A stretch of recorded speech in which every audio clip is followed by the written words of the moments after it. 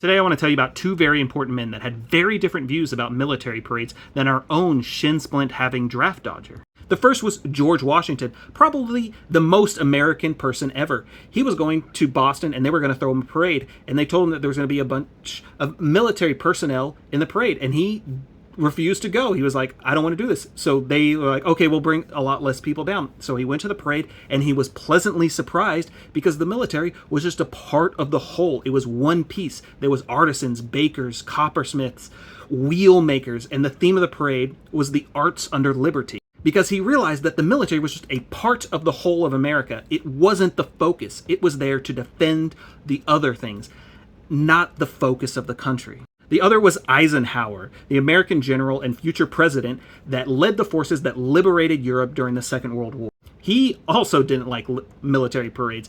While this is a paraphrased quote, he said many things like this over the years. Basically, whenever he was asked if we should have military parades to kind of show our might, he said, no, we are the preeminent power on Earth. For us to try to go around and intimidate, like what the Soviets were doing at Red Square, that would just make us look weak, that we can't show up on the battlefield and actually do the fighting, that we have to drive up and down Main Street. No, that's not what we're about. That's what weak countries do. But unfortunately, we're not led by men like this now. We're led by a draft dodger that wants to look like a strong man.